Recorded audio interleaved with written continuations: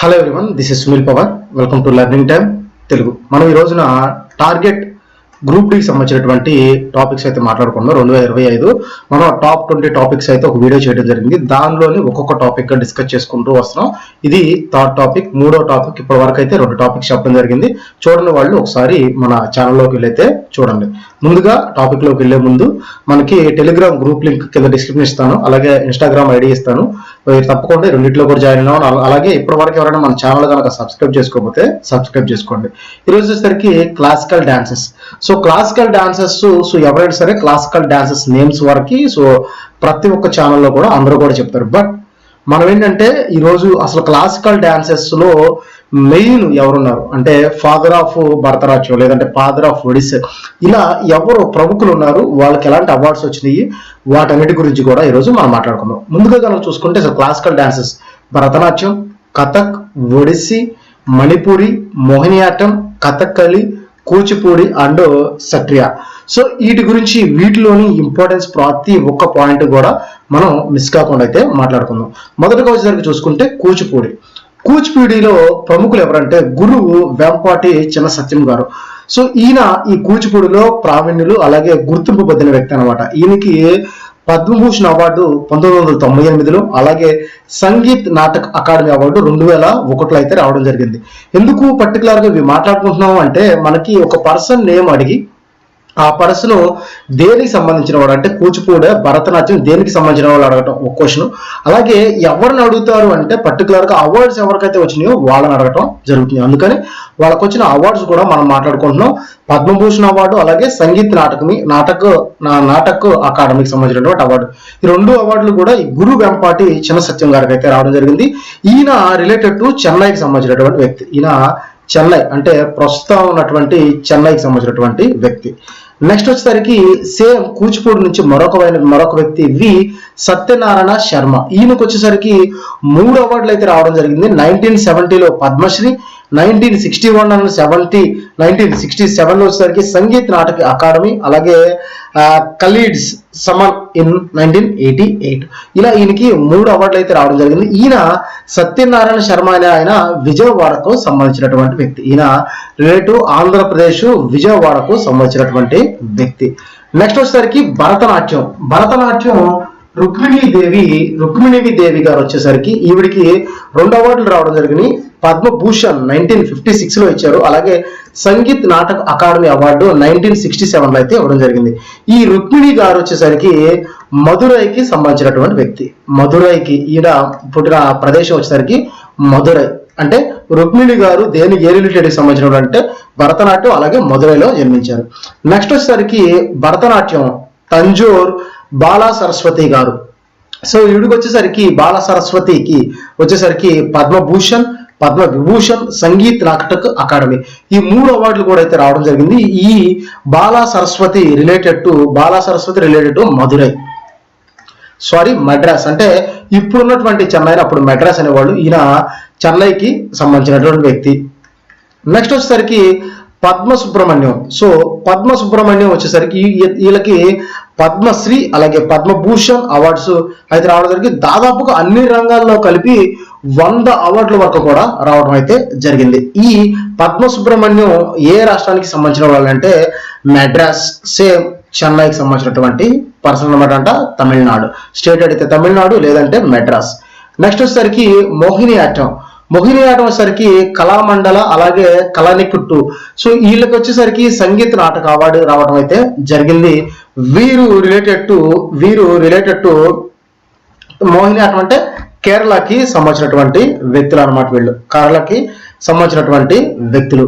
Next Bharatanatyam వచ్చేసరికి అలర్మెల్ వెల్లికి Padma Bhushan award 2004లో, అలాగే సంగీత్ నాటక అకాడమీ వచ్చేసరికి 2001లో అయితే రావడం జరిగింది. ఈ పర్సన్ వచ్చేసరికి చెన్నైకి సంబంధించినటువంటి పర్సన్, అంటే తమిళనాడు స్టేట్ కి సంబంధించినటువంటి పర్సన్. అంటే పర్సన్ అడిగి స్టేట్ అడిగితే తమిళనాడు. కథక్కలి వచ్చేసరికి గురుకుంచ్ కురూప్ కి పద్మభూషణ్, సంగీత్ అవార్డ్, అలాగే సెంట్రల్ సంగీత్ అవార్డ్, 3 రకాల అవార్డ్స్ అయితే రావడం జరిగింది. ఈ గురుకుంచ్ కురూప్ వచ్చేసరికి ముంబైకి సంబంధించినటువంటి వ్యక్తి. రిలేటెడ్ టు ముంబై అంటే స్టేట్ వచ్చేసరికి మహారాష్ట్ర.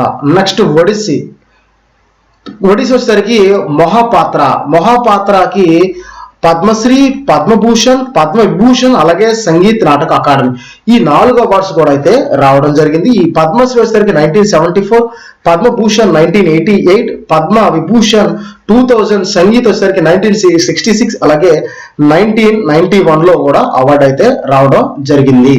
1990 అవార్డులో కూడా రావడం జరిగింది. ఈ పర్సన్ వచ్చేసరికి రిలేటెడ్ టు రఘురాజ్పూర్ అలాగే జగన్నాథ్ బల్వా సంబంధించినటువంటి వ్యక్తిన. నెక్స్ట్ వచ్చేసరికి మణిపూర్ వచ్చేసరికి గురు బిపిన్ సింగ్ వచ్చేసరికి సంగీత్ నాటక అకాడమీ నుంచి 1966లో ఒక అవార్డు అయితే తీసుకోవడం జరిగింది. ఈయన సిలిచర్ అస్సాం స్టేట్ సంబంధించినటువంటి వ్యక్తి. సిలిచర్ అస్సాం స్టేట్ కి సంబంధించినటువంటి వ్యక్తి అనమాట ఈయన. నెక్స్ట్ వచ్చేసరికి నెక్స్ట్ పర్సన్ కథక్ వచ్చేసరికి పండిట్ బిర్జూ మహారాజ్ కి పద్మభూషణ్ అవార్డు 1986లో రావడం జరిగింది. సంగీత్ నాటక్ అకాడమీ వచ్చేసరికి 1964లో అయితే రావడం జరిగింది. ఈయన వచ్చేసరికి హల్దియా యూపీకి సంబంధించినటువంటి పర్సన్. ఈయన యూపీకి సంబంధించినటువంటి పర్సన్.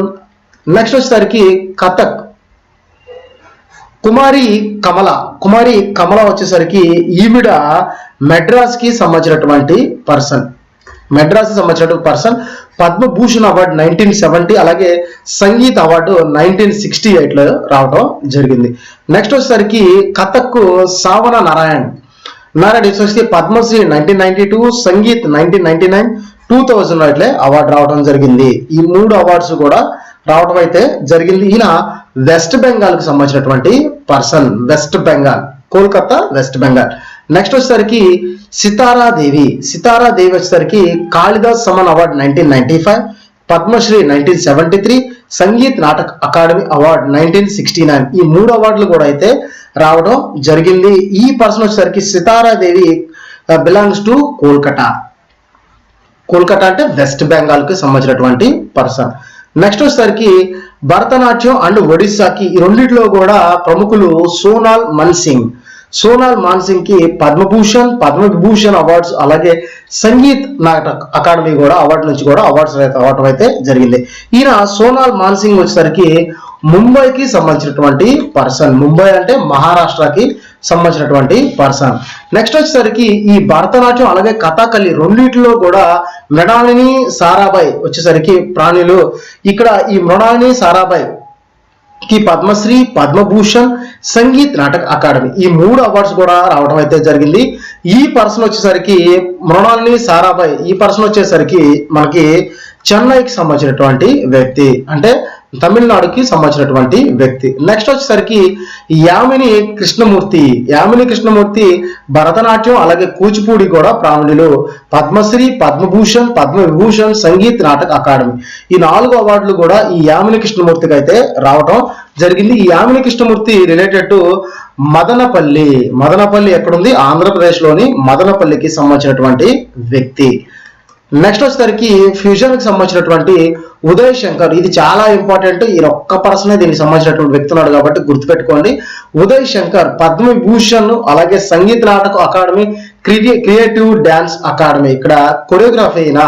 సో ఈయనకి 1960లో కొరియోగ్రాఫర్ అవార్డు అయితే రావడం జరిగింది. ఈయన వచ్చేసరికి ఉదయ్పూర్ కి సంబంధించినటువంటి వ్యక్తి. ఉదయ్పూర్